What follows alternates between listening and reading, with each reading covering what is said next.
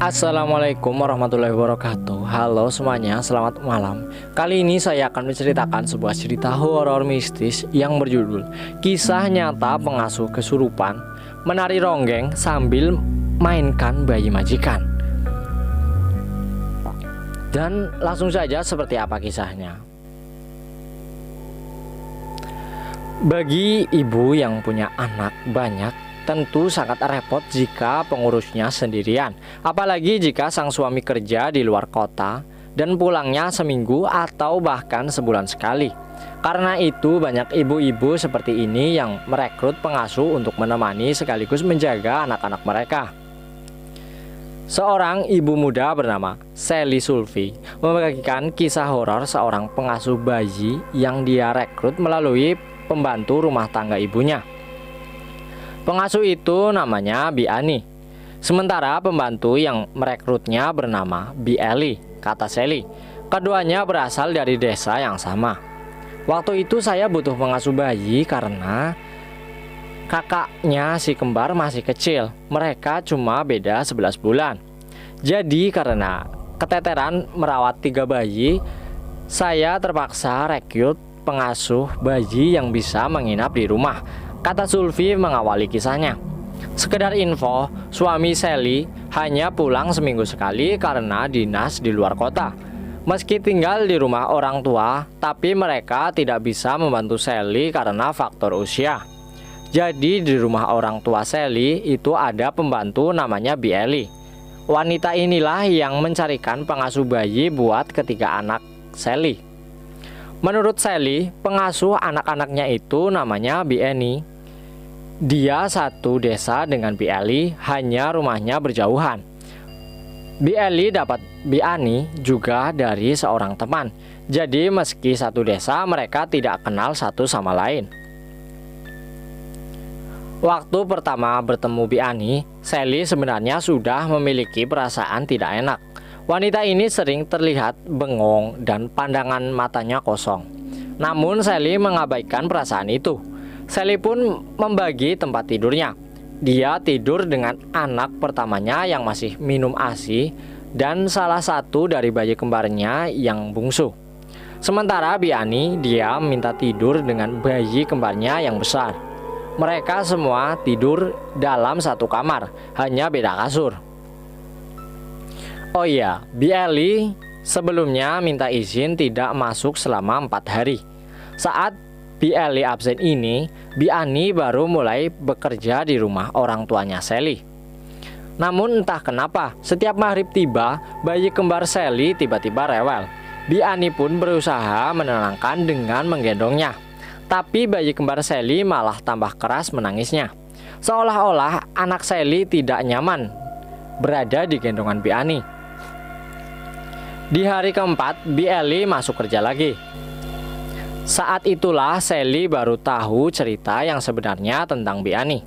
Cerita Bi Eli membuat bulu kuduk Sally merinding.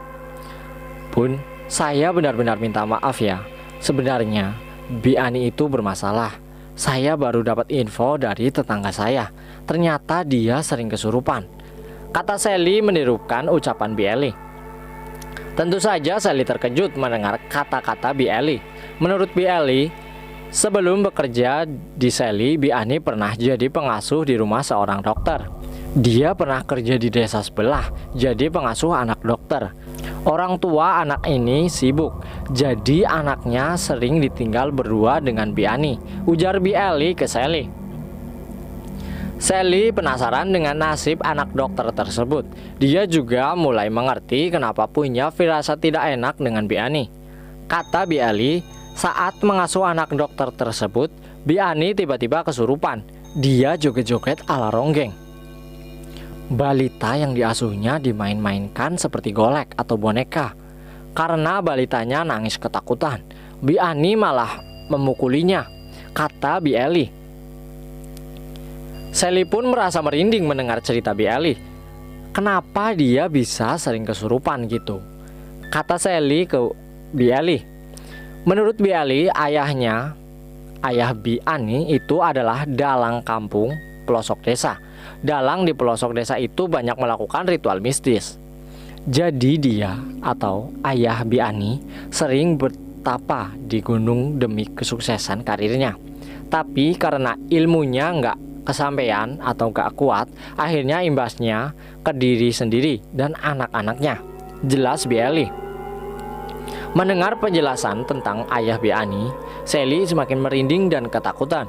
Dia pun berniat untuk segera memberhentikan Bi Ani dari pekerjaannya. Tapi ketika Sally memanggil Bi Ani untuk berbicara, tiba-tiba saja pengasuh bayinya itu seperti gemeteran. Saat ditanya Sally, Bi Ani bilang sedang tidak enak badan. Ya udah Bi, sekarang istirahat aja di kamar. Kalau Bibi mau izin pulang dulu juga nggak apa-apa kok, kata Sally dengan sedikit ketakutan. Saat berjalan ke kamar, Bi Ani seperti bicara sendiri dan kejangnya makin menjadi. Bi Eli dengan sigap menuntunnya masuk ke kamar. Begitu masuk ke kamar, tingkah Bi Ani makin aneh. Dia tiba-tiba membuka bajunya. Karena risih, Bi Eli keluar dari kamar. Ditunggu beberapa menit, Bi Ani belum keluar dari kamar. Karena curiga, Bi Eli mengintip ke dalam lewat lubang pintu.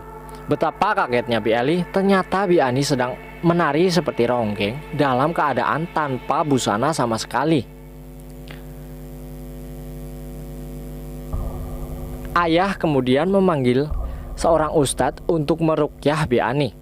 Setelah diberi pakaian, Bi Ani diruqyah. Saat diruqyah, Bi Ani menjerit-jerit kesakitan, kata Sally.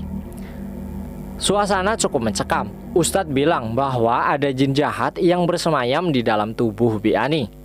Jin ini selalu mengikuti Bi Ani kemanapun ia pergi. Setelah diruqyah, Bi Ani diantar pulang oleh Bi Eli menggunakan angkot. Ternyata di dalam angkot, Bi Ani kesurupan lagi hingga Bi Eli malu dibuatnya. Sally pun langsung memberhentikan Bi Ani hari itu juga. Dia tetap bersyukur anak-anaknya tidak mengalami hal-hal menakutkan selama diasuh Bi Ani. Tidak hanya kepada dirinya, Sally juga berpesan kepada ibu-ibu di luar sana agar lebih berhati-hati jika merekrut pengasuh bayi. Kisah ini dibagikan melalui akun media TikTok. Dan semoga bisa dipetik pelajaran hikmah dan manfaatnya dan selalu berhati-hati dalam keadaan apapun. Akhir kata saya ucapkan terima kasih kepada teman-teman yang sudah menyempatkan untuk menonton dan mendengarkan cerita ini sampai dengan selesai.